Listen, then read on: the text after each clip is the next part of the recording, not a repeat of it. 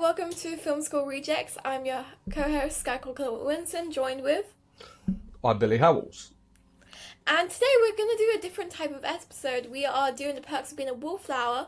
We are doing the film, of course. This is a film podcast. But I, as an English literature student, am going to come with it as the point of view of the book. Billy, obviously, is going to do the film. I have also watched the film, and it is a near and dear film to my heart. However, there are definitely nuances that a film can't capture in 2 hours that a book that takes about 10 hours to read can, unfortunately. What did you think of the film, Billy? The Perks of Being a Wallflower is a funny one because it's a film I heard so much about, but I only saw it about 5 years ago for the first time, and I'd heard so much about how it's such an incredible film for teens especially. And it's one of those films where I loved it when I saw it. I adored it. But after I saw it, it is one of those films where it was like, oh, I wish I'd seen that earlier because I feel like, especially as a teen, I would have connected with it so much. It's interesting that you say that because I feel like I watched it too early. Because I watched it when I was a teenager and I didn't understand it at all. Like, I connected with Charlie and I was recommended to watch it, which probably says more about me than it should. But then I read the book and I actually understood what was going on. And I don't know whether it's because I was a year older or that the book was clearer. That it's only on rewatch I noticed like smaller things every time. Like the film has so much going on, but it's like you can see it on the surface, but there is so much underneath each character that I feel like, yeah, it's kind of like Catching the Rye. I read it when I was a teenager, didn't get it, didn't like it. I had to reread it for my uni studies, and I understood it and I loved it. And I think that's just kind of the thing about teen genres sometimes that are branded as young adult fiction, is that when you are older and have more perspective, you finally understand what the characters were on about. And also, when I rewatch it now, as someone who's 22, I'm like, he's 14. And I remember being 14 in school, and it was awful. It was completely awful. And I'm just thinking, he was so young. And I think that also, like, it means you're nicer to yourself when rewatching it. Like, yeah, I was 14. Like, I was really young. I was a child. In full, I've only seen the film once, but I've gone back and rewatched a lot of individual clips from it. Maybe to the point where I could probably say I've watched the whole thing twice.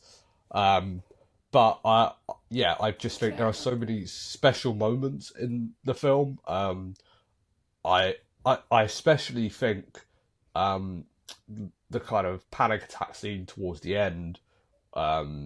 Spoilers, by the way, this film's 13 years old this year, so if you haven't seen it, then it's kind of your fault at this point. But the scene where essentially Charlie goes to kill himself, that scene is so powerful and it's just done in such a raw way.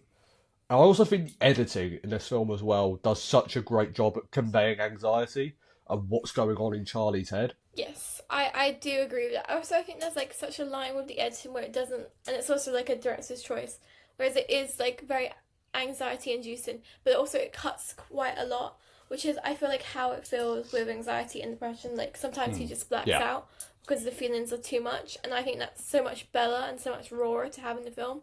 Like with the whole fight scene, everyone wants to see the fight, or everyone wants to see him break down more. But when he's on the phone to his sister, and like he only says like a few things, and she just knows, and it's just like, and you know that his sister is going through something as well. And it's just such a touching scene, and I think it's very well done. And also, Logan did a fantastic job at acting. It's definitely one of the best scenes. I think that, or I loved Paul Rudd in this film. He has like such a comforting feeling about him that I think he portrayed his role fantastically. Yeah, I remember watching this film going, I want Paul Rudd to be my teacher. Yeah, no, same. And also, I'll be honest, I think he perfectly encapsulates the English literature teacher, because all my teachers have been all like that. And I think you would know the scene, and I know it's been everywhere on TikTok and Tumblr, and you see it all the time, and it makes it sound overhated.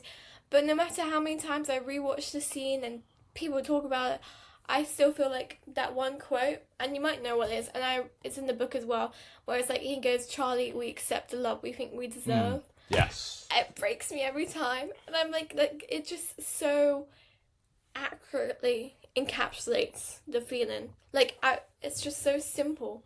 And it's such a teacher thing to say, and it's on everyone's Pinterest boards, but it's so true.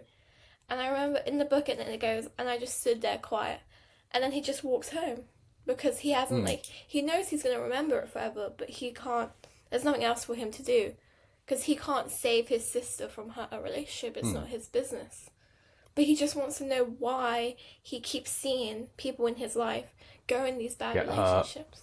I mean, in general, how faithful is Perks of an adaptation? Because I've only seen the film, I've never read the book, so I can only judge it on the film, whereas I think I would say you've read the book and you've seen the film. It is quite... Also, the writer was on set, which helps all the time when they let the writer be on set with the actors, because it means he has a say in how the writing's done. It is quite short, and it is all letter written, like you've seen, which I think definitely adds to it. I know some have described that the writing, because it's in letter writing, lacks depth into all the characters and topics covered in the book. However, I feel like the letters perfectly represent how, kind of numb to everything. He can see everything and he feels the pain, but he's numb to why he feels that kind of pain. And I feel like it also, he has no one to talk to. And he starts off the novel, and it's quite... You don't know that he's been in the hospital, right? But you figured maybe his mum, right? Because it says, "I'm writing to you because she said you'll listen and understand." Which you'd think maybe his mum just suggested. But obviously, as you get into it, it's probably more likely his doctor. And I think there's this thing in letter writing, is that he's keeping everyone's secrets in this film. He's keeping, his sister's secret, all his best friends all have these problems.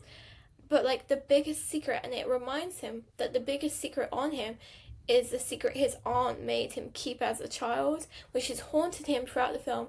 And it's, hinted at. And I think it's so much better that it's hinted at and not just said what happened to him, because then you get to know Charlie and understand Charlie. And also, it's definitely more in the novel. And I understand why it's in the novel, not as much in the film. You do touch in the film that Mr. Anderson makes him write essays. But in the letter, in the book, every single letter it talks about a different essay he's written. And I think it just shows why it's written in letter form, because that's how he expresses himself, is through writing. Because there's this way when he writes he can disconnect from what's happening, and it's his process to understand things, because he is 14, and both us and Charlie have a blind ignorance to what's going on, and innocence, almost innocence to every situation. By reading the letters and watching the film, we too are the wallflowers in the corner, watching what's happening, and I think it's beautiful.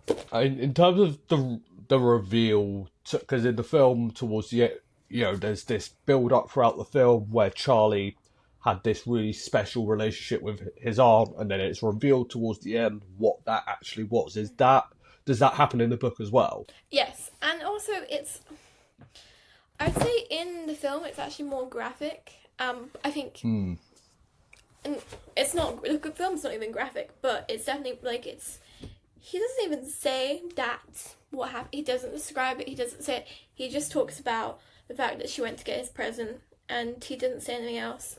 But it's definitely hinted at. It's hinted at about his aunt's problems from her previous relationships. It's knowing about Charlie and her, which is why it took me way too long, but I was a child, to work out what was going on. And it was only on rereads that I finally worked it out, because I thought maybe he's just really upset that his aunt has passed away, which is a complete valid thing, and his but then it's so much deeper than that, and you think, oh, okay. And that's why I think it's important to reread and rewatch the film a lot. But I don't think it's a bad thing that's ambiguous throughout Also, I think there's like lots of people saying the book is overhyped. I think you have to remember this was written and published in 1999, right? So like Mm. the queerness of the book and the controversies in the book have now been softened, right? Because we discuss all the violence that happens now. We do discuss things more openly. Here, like this was a controversial book, and it's Yeah, banned it's in still a it's book that banned in gets some banned. places as well. Exactly, and this was written in 1999. Like we didn't have like gay people get married until like 2006 in the UK, and even later for America. And Mm. this is obviously American, so it's still like I think there are people that think it doesn't deal with it and it should have gone into more about things, but it's not about all these topics. It's about Charlie and his anxiety and depression, which I think is the Mm. anxiety is captured in the writing and it's captured in the film um, very well. I think that part's definitely well done. Maybe it could have gone into more, but he's a kid. Like I think the narration's good. Yeah. I mean, I think the interesting thing with the person being Wallflower is that it's a very rare situation where the writer of the book is the writer and the director of the film. I think, like, I don't know if there's another situation where that's happened. And I guess that must be probably why the film is faithful, but also I've watched interviews with the director Stephen Chbosky, who also wrote the book, and he said he would not sell this movie to a studio unless he was the one that got to make it. He did not want another filmmaker to touch this because, let's be honest, they'd have probably tried to screw it up or try to make it even more YA friendly. Because also this movie came out around the same time as like something like The Hunger Games, where like those kind of movies were so popular, so it would have been really easy to tame it down. Yeah, no, I agree. I think it's definitely the film is definitely helped by the fact that it's directed by him. And I've seen like loads of like the behind the scenes with him talking to the actors, and I think he has like such a vision. And I think because it's letter writing, right, he's still kind of the narrator, and he's like talked about in interviews how he he relates to Charlie a lot. So I think it's like such an introspective to his life as well, Mm. that it's such a personal novel that you wouldn't want it in the hands of someone else. And Yeah. we've all seen films that are based on novels and they just go completely off the mark, and you think you've missed like the most integral part of the book, and you've just like, or they change it and they make it romantic, and this is not a romantic book, and I think that was a concern, especially when you cast someone as beautiful and as phenomenal actor as Emma Watson. The concern is you're gonna try and make it more romantic than it is. Like this is not a rom-com. It's tragedy, but it's like a beautiful kind of tragedy. Like there's moments of beauty met with the underlying tragedy, right? Which is also like what's going on with all the women in his life, and I think it's beautiful. But I think the dance scene in the film is one of my favorite ones. At the very Yes. beginning, when he's like Me too. not sure if he wants to go on the dance floor because he's alone, and then is it Come On Ellen, I think, and he Yeah. goes up Come and on, he Eileen. starts, and I'm like, it's beautiful. There's another great bit of editing as well, where he kind of like he builds up, and then like when it seems like the song is like getting to its main part, that's when the film cuts to the next scene. Like it's a really like it's jarring, but it's jarring in a good way. They perfectly do that with so many songs in this film. Like the Yeah. soundtrack is stacked. I don't know how they afforded to like get some of Yeah. the rights to this film. And I get David Bowie. Also, like the soundtrack is definitely what I base. Yes, David Bowie Heroes, which my friend once pointed out to me is the biggest inaccuracy of the entire film. He went, "You're telling me that three indie kids that claim they're like so hipster have no clue what this David Bowie song is." Yeah, I've heard that. We don't need to talk about that. Yeah, it is true, but it does create for some of the best moments in the film. Like both of the tunnel sequences featuring that song "Give Me Chills." And I think the music is talked about in here, so they could have just skipped over the music. To be honest, I think it wouldn't. I mean, editing wise, it made like a massive difference in the film. In the book, he talks about his mixtapes quite a lot, and he lists all the like songs in them. So I think it's great that they managed to keep that. And also, how much of the Rocky Horror element of the film is in the book? Because it to me, it almost feels like the Rocky Horror Is it element was here? added, but I don't know. I'm going to be honest. I don't. It probably isn't here. I do not remember a Rocky Horror part. There are some parts of this I'm so glad are not in the film. Which is actually why one of the scenes in the books is why one of my friends gave me the book to read, because we were kids, we thought it was funny. I'm not going to discuss what scene it is. It didn't make it, thank goodness. It's a coming of age film and novel. But no, I do not remember the Rocky Horror thing. I think the Rocky Horror is like slightly inappropriate for like they're all like I don't know high school ages. I'm pretty sure they're like 17, right? Yeah. And he's 14. Like I don't think he should be performing Rocky Horror. But to the film, beautiful. I loved it. It was I think it's what the film needed, not to be super depressing throughout. Yeah. It needed a bit of a lisp up. Yes, Lift definitely. up. But like in terms of the tone of the film, would you say, or the tone just in general, would you say the book feels lighter or the film does? The film. The book does not feel lighter. Okay. I was actually there's this part of the poem which is discussed. It's like kind of brushed over. He kind of performs the poem, but he doesn't understand the poem, and he understands. You get like the full poem in here, which is I can't ever read it. Sometimes I have to skip over it sometimes because it's so tragic. And the poem is definitely more important in the book than it is a film. I think that's obviously also down to media, right? It's easier to discuss something that's a physical media in a physical media rather than in a conceptual one. But it also like it comes out of nowhere sometimes. The sadness, which I think perfectly represents the depression, right? But I feel like in the film, because you can see him, because yes, he is talking like a letter writing, but it still is third person, which obviously the novel isn't. Is that you see more of why he's getting upset and him digressing. This, it's just kind of like he's happy because he's talked to Mr. Anderson. He's written an essay, depression. He's found something out, depression. Like it's just kind of sad. It's like you have to. You could read it all at once, but you might also need to get checked in. Because I think just judging from the film, I think it's such a well-balanced tone. It goes from, the anxiety to the comedy, just so smooth. I mean, some of it is jarring, yes, but that's the point. I think the difference is you wouldn't put down the film. Yeah. Like, you can pause the film, right? But you normally watch a film all at once.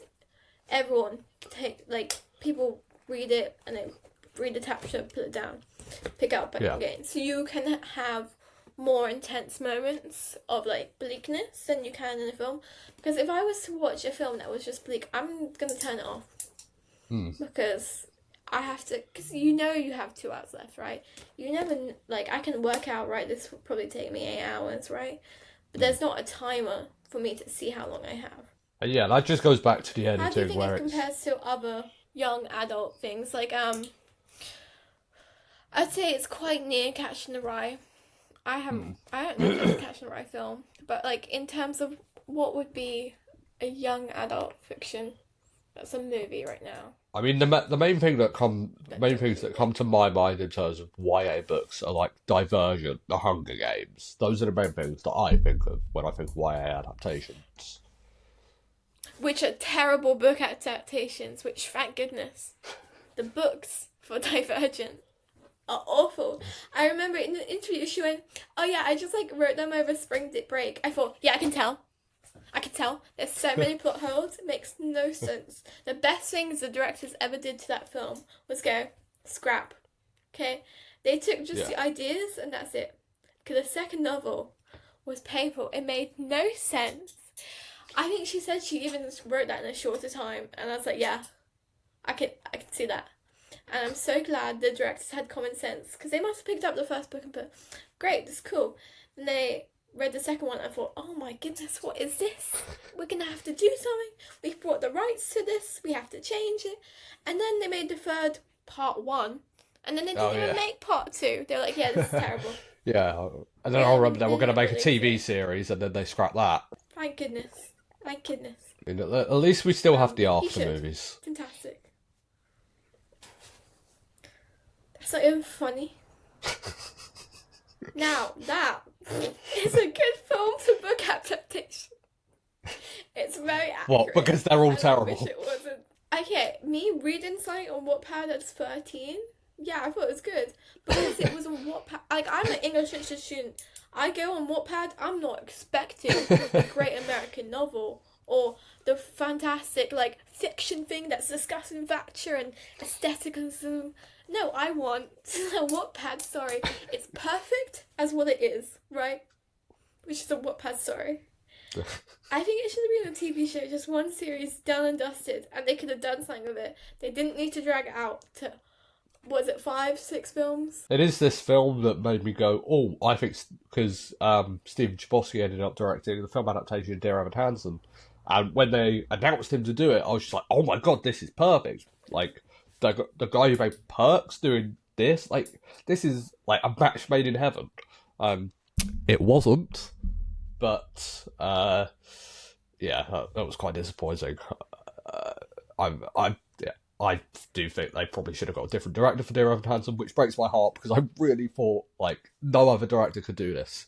But I do honestly think one of the worst parts of that film, besides Ben Platt, is just that movie's the issue with Dear Evan Hansen was that he directed it like he directed Perks of Being a Wallflower. But the thing is, Dear Evan Hansen is a musical. You can't. That's not a style that necessarily translates over to a musical. Like every musical number was shot how a conversation scene is shot in Perks. So, as a director, what would you do different, really? The show delves into fantasy elements more in Evan's head, and the film kind of gets rid of those. But I think those could actually be so cinematic. But the film just chooses to show you what's actually happening. It just completely eliminates any fantasy. I mean, there's a Sincerely Me scene, but apart from that, it completely eliminates any elements of fantasy that the show had. And yeah, and also Stephen Chbosky did a great job on Wonder as well. I thought that was a really, really heartfelt film. But I actually, if I remember correctly, that film had elements of fantasy. So I don't quite know how that got lost in Dear Evan Hansen. That's a good book adaptation. I'll give him that. Man knows how to translate book to screen. Maybe not show to screen, though, is what we've learned. Yeah, because he also wrote the screenplay for the Rent movie, which, that's... I'm not a huge fan of the Rent movie either. But I do remember he co-wrote the remake of Beauty and the Beast. So you're really a hit or miss fan. Yeah, I'm always pulling for him one? because he seems like such a nice guy. Yeah, the one that came out 8 years ago now, the one with Emma Watson. With Emma Watson. Oh, I love that one. I'm actually not a big fan of remakes, but I kind of liked him. Yeah, I'm always pulling for him because he's like, I watch interviews of him and his intentions like always seem like he just wants to make great art and he wants his work to connect with people. I never think he's doing it for the sake of it. So when like he makes something I don't like, and I get this a lot with filmmakers who I like but they end up making something I don't like, it's always just, it's upsetting to be honest, because like I want to be able to like support this and go, yeah, yes, you did a great job, but yeah, it's one of those things, unfortunately. Yeah, I reckon he could have really directed a fantastic Twilight. I mean, to be honest, I don't think you could.